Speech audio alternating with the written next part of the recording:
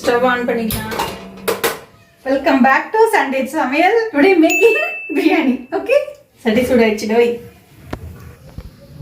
சட்டி சூடாயிடுச்சு. எண்ணெய் ஊற்றிக்கலாம்.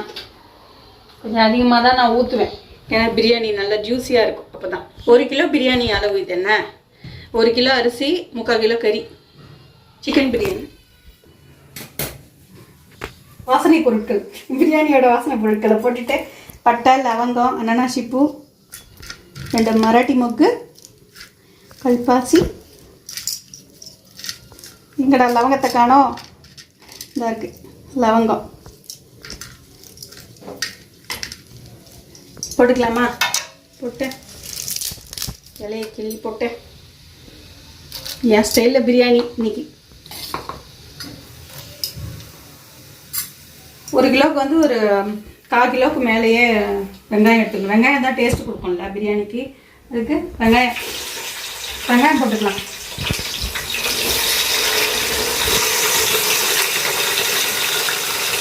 கொஞ்சம் வெங்காயம் எடுத்து வச்சுருந்தாப்பா, சரி கட்டுறது. கொஞ்சம் ஒரு 7 பச்சை மிளகாய்.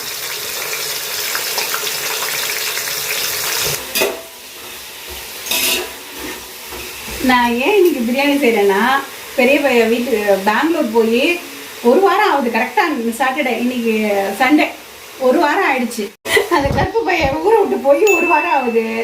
ஏன்னா இப்போ தமிழ் கான்செர்ட் போயிருக்கான். அந்த கருப்பு பையன், குண்டு பையன், என் பையன், பெரிய பையன். அதுக்காக அவன் இன்னைக்கு தான் ரிட்டர்ன் வரான். அவன் வரும்போது ஸ்பெஷலாக பிரியாணி செஞ்சு வைக்கலாம். ஏன்னா தமிழ்நாட்டிலேருந்து நிறைய ஃப்ரெண்ட்ஸ் அங்கே போயிருக்காங்க. அங்கே என்ன இந்த டிவி மீடியாவிலேருந்து அவங்க அந்த டீமோட ஒர்க் பண்ண போயிருக்கான். சரி வரட்டும், வந்தது சர்ப்ரைஸ் பிரியாணி. அநேகமாக வந்துக்கிட்டே இருப்பான் போல். 2 மணி ஆகிடும் வர்றதுக்கு. செய்ய ஸ்டார்ட் பண்ணியிருக்கேன், பார்ப்போம். சம்பாதிக்கிறானோ இல்லையோ, புள்ள வரட்டும், கிட்ட வரட்டும். வந்தது சோத்தை போட்டு ஆளை கூல் பண்ணி வச்சு சந்தோஷம். அவனுக்கு ஒரு சந்தோஷம், எனக்கு ஒரு சந்தோஷம்.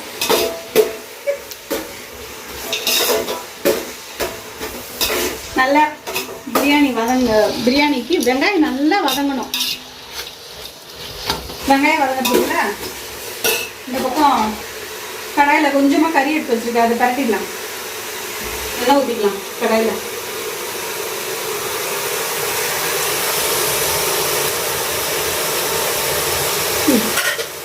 அதிகமாக ஆயில் யூஸ் பண்ணுறேன்னு நினைக்காதீங்க. நான் இப்படி தான் கொஞ்சம் டேஸ்ட்டு வரணும்ல. பட்டை, லவங்கம், கிராம்பு, சோம்பு எல்லாம் போட்டு தாளிச்சிக்கிட்டு ஒரே ஒரு பச்சை மிளகாய்.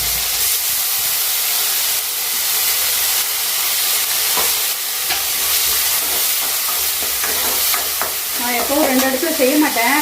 எனக்கு தெரியாது எதில் உப்பு போட்டேன், எதில் எண்ணெத்தை போட்டேன்னு எனக்கு மறுத்து போயிடுவேன். அதனால் இதான் ஃபஸ்ட் டைமு 2 ஸ்டவ்வில் யூஸ் பண்ணி செய்யறது. வேறு என்னவோ 3 ஸ்டவ் வச்சு வாங்கி கொடுத்துட்டாங்க. ஆனால் 2 ஸ்டவ்வில் கொடுத்து வேலை பார்க்க மாட்டேன்.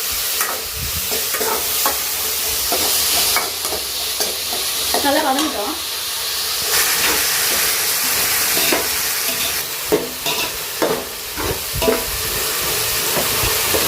வெங்காயம் வதங்கிடுச்சுப்பா. கொஞ்சம் கூட தக்காளி போட்டுக்கலாம். சும்மா தொக்குக்கு தான் வச்சுக்கோங்க. இது வாங்க,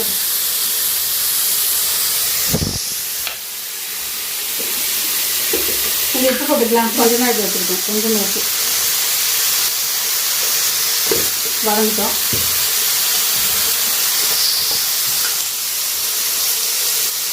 இஞ்சி பூண்டு பேஸ்ட்டு இல்லை அதுலேயும் போட்டுடலாம்.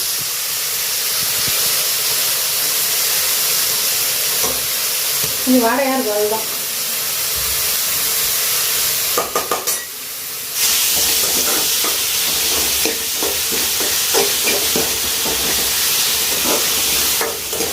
உப்பு, இஞ்சி பூண்டு பேஸ்ட்டு எல்லாம் போட்டாச்சுல. இந்த பையன் வேறு கேமராமேன் மேலே வேற நான் தெரிஞ்சுக்குங்க. நான் ஜிம்முக்கெல்லாம் போயிட்டு வந்து குளிக்காம என் பக்கத்தில் நிற்கிறான் பாருங்க. நீ தானே கேஷுவலாக பேசுகிற.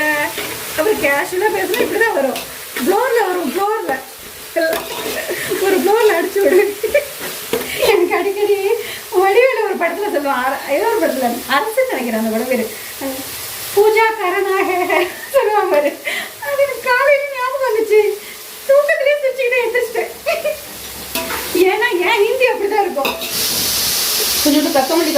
புதினா அதில் போட்டுக்கலாம்ப்பா.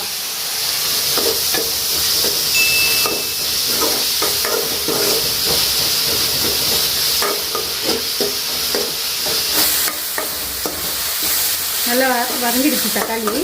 கறியை சேர்த்துக்கலாம்.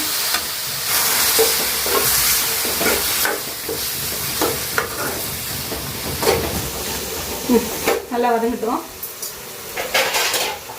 மூடி தண்ணி விட்டு வரட்டும். அதில் முக்கால்வாசி வதங்கிடுச்சுப்பா. வெங்காயம், காரப்பொடி போட்டுக்கலாம். Red chilli, Kashmir red chilli. இது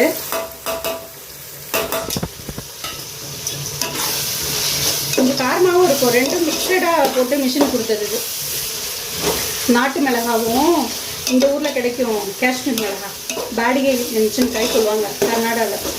அது அந்த மிளகாவும் சேர்ந்து அரைச்சது. கொஞ்சம் நல்லா கலர்ஃபுல்லாக இருக்கும்.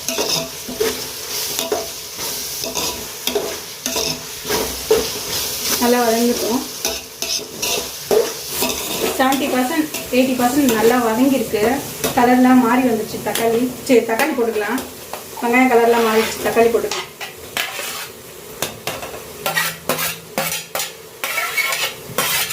கொத்தமல்லி, புதினா ஒரு கைப்பிடி அளவுக்கு போட்டுக்கோங்க.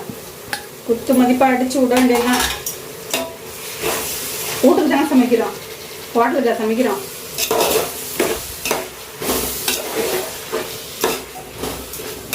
நல்லா வதங்கட்டும். உப்பு போட்டு விட்டா வதங்கிடும். உப்பு போடுறப்பா. உப்பு எடுத்துக்கணுமா? 3 கிளாஸ் அரிசி எடுத்துருக்கேன். ஒரு கிளாஸுக்கு 1 ஸ்பூன் விதமாக நான் போடுவேன். எப்போவுமே அப்படி தான் போடுவேன். உப்பு போடுறப்படா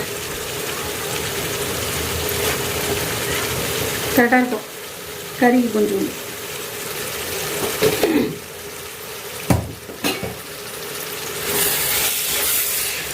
தூள் உப்பு தான் போடுவேன். எனக்கு கல் உப்பு அளவு தெரியாது.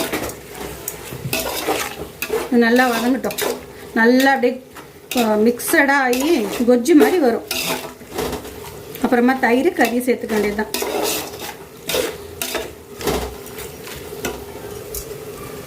பிரியாணி தூள் போட்டுக்கலாம்.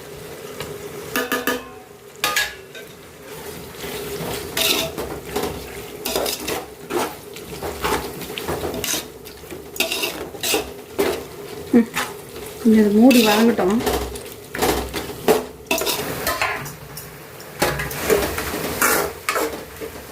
கறி நல்லா தண்ணி விட்டு வதங்கி வந்துருச்சு.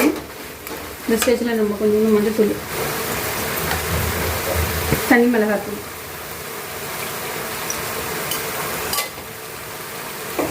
ஒரு 2 ஸ்பூனு குழம்பு தூள். இதில் எல்லாமே சேர்ந்து அரைச்சிருக்கோம்ல. சிம்மில் வச்சுட்டு அப்படியே பரட்டி விட்டு அடி பிடிக்காத அளவுக்கு கொஞ்சம் பரட்டி விட்டோம்னா அது ஒரு தொக்கு மாதிரி ஆகிடும்.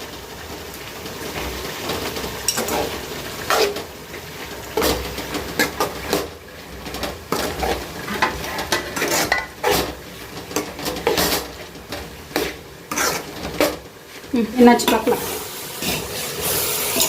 அடி பிடிச்ச டேஸ்ட்டே வேறு மாதிரி ஆகிடும்டா.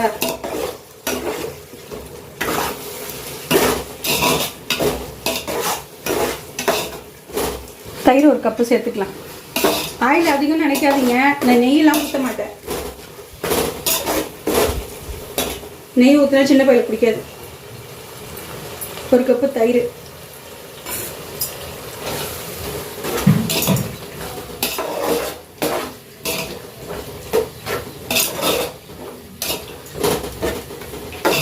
வீடியோ பார்த்துட்டு கண்டிப்பாக தகரம் நினைப்போம். மெட்ராஸில் உட்காந்துட்டு நல்லா திங்கிறாப்புல இருக்கு குண்டிச்சு நினைப்போம்.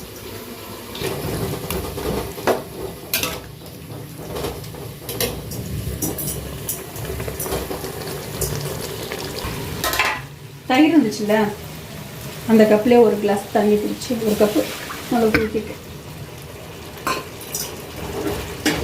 கறி வேகிற அளவுக்கு சும்மா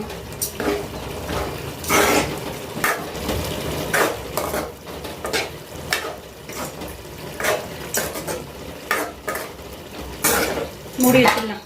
பாட்டில் வேகட்டும். நல்லா வெந்து வந்துருச்சுப்பா தக்காளினா.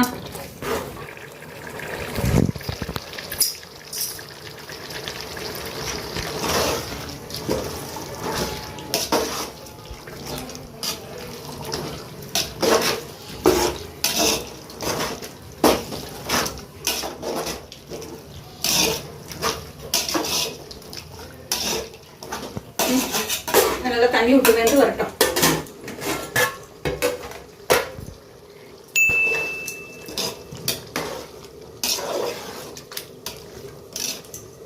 நல்லா அப்படியே வேகணும். கொஞ்சம் ஒரு 3/4 வாசம் வெந்தால் தான் நல்லாயிருக்கும்.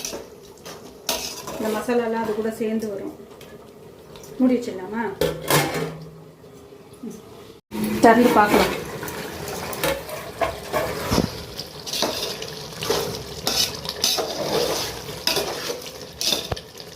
போதும்.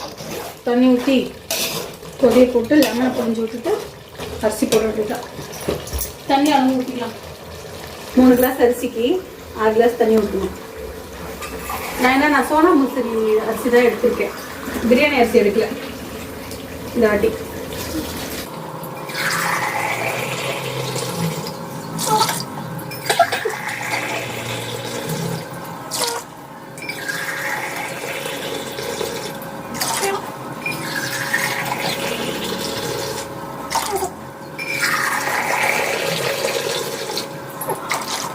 இன்னும் ஒரு 1/2 கிளாஸ் ஊற்றி.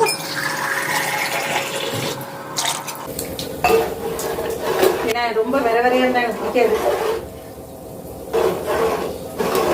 மற்ற நாள்லாம் நல்லா தான் வரும்.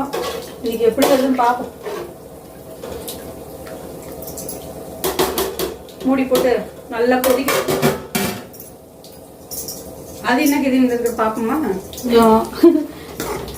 ஹையில் வச்சுட்டேன். ஹையில் வச்சுட்டு பாயில் விட்டு எட்டி பார்க்க போயிட்டேன். ஏதோ பேசிட்டு இருந்தாங்க பாய் மைத்தாப்புல. அப்படியே போய் லைட்டாக காது கொடுத்தாங்க. என்ன பேசுறாங்கன்னு கேட்குறாங்க. அடி பிடிச்சிச்சு. அதை ஆஃப் பண்ண வேண்டியது, அவ்வளோதான். அது நல்லா தான் இருக்கு. லேய், இன்னும் கொதியவே ஆரம்பிக்கல. எங்கே வர நீனு? இப்போதான் தண்ணி ஊற்றி சூடாகுதுன்னா எரிதா இல்லையா ஸ்டவ்? இப்போ எந்த பிஸ்கெட்டும் திங்காத நான். அது மாம்ஸ் மேஜிக் பிஸ்கெட்டுக்கு அடிக்ட் ஆகிட்டேன். நல்லா இருக்குது. திம்பேன் சின்ன பிள்ளையா இருக்கும் போதெல்லாம். சின்ன பிள்ளையா இருக்கும் எங்கள் அப்பா வாங்கி தரல. என் ஃப்ரெண்ட்ஸுங்க கொண்டு வரதுலாம் அப்படியே கொஞ்சம் ஷேர் பண்ணி திம்பேன். இப்போ இது மாம்ஸ் மேஜிக் என் சின்ன பையன் வாங்கி கொடுக்குறான். இப்போல்லாம் நல்லா இருக்கு. வாசனையா இருக்கா?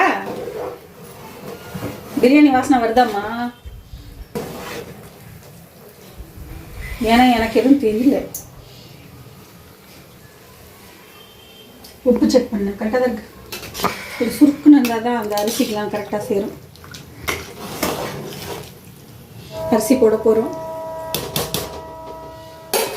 அதுக்கு முன்னாடி லெமனை பாதி லெமன் அதில் புழிஞ்சு விடணும். தரந்தோரை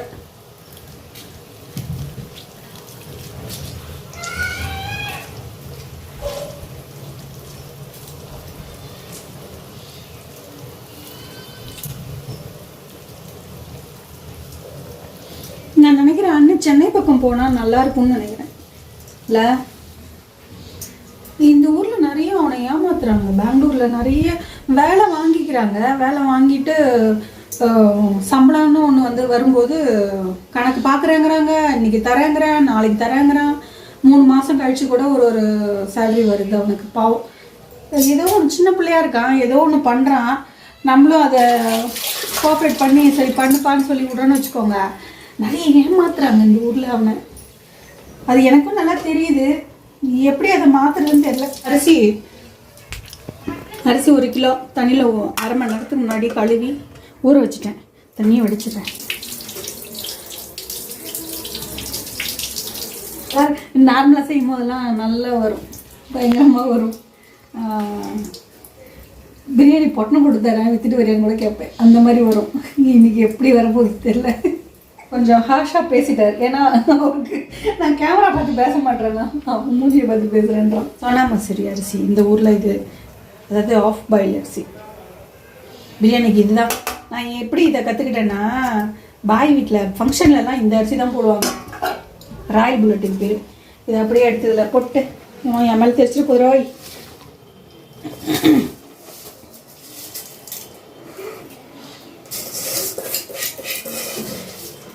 அப்படியே சடப்புடன்னு பண்ணிட்டு போயிட்டே இருப்பாங்கப்பா அவங்க. நம்ம ஊர்லலாம் ஒரு ஃபங்க்ஷன் வச்சோன்னா அப்போ ட்ரம்மில் தண்ணி பொடி இஞ்சி பூண்டு அரைன்னு பொம்பளைங்களை பயங்கரமாக வேலை வாங்கிடுவானுங்க. ஆனால் பாய் வீட்டில் அப்படி கிடையாது. எல்லாம் ஆம்பளைங்கள கிண்டி விட்டு போயிட்டே இருப்பாங்க. 10-15 நிமிஷம் விட்டுக்கிட்டு வந்து பார்ப்போம். இதை தம் போட்டுடலாம். ஓரளவுக்கு வந்துருச்சு.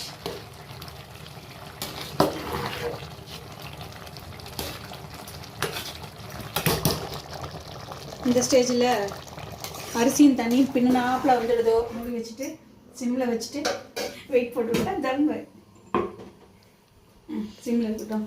இது ரெடி ஆகிடுச்சு. ஆல்மோஸ்ட் ஆஃப் பண்ணிவிட்டேன். அடி பிடிச்சி எல்லாம் தத்தக்கா புத்தக்கான்னு ரெடி ஆகிடுச்சு. போதும். 20 நிமிஷம் விட்டுட்டு வந்து பார்க்கலாமா? அடி பிடிச்சிருக்கும். 15 மினிட்ஸ். ஓகே, வந்து பார்ப்போம். அப்படியே போயிடல, வெளில போயிடலாம். எப்படி வந்துருக்குன்னு பார்க்கலாம். சிம்மில் தான் இருக்கு. ஆமாம், உன்னை தூக்கவே ஒரு தட்டு சோறு தின்னா உனக்கு கூட நான் எவ்வளோ கொடுத்தேன் கணேசனுக்கு? Come here. இங்கே பார். தம்மு உடச்சிட்டு பிறகு இப்படி தான் இருக்கும். ஆஃப் பண்ணுற, அவ்வளோதான். பிரியாணி ரெடிமோ? பாய் வீட்டு பிரியாணி. நான் பிரியாணி அரிசி போடலன்னா அவங்க ஃபங்க்ஷன்லலாம் நான் பார்த்துருக்கேன். இந்த அரிசி தான் போட்டாங்க கீழ் வீட்டில். நல்லா தான் இருந்துச்சு. நல்லா இருக்கு.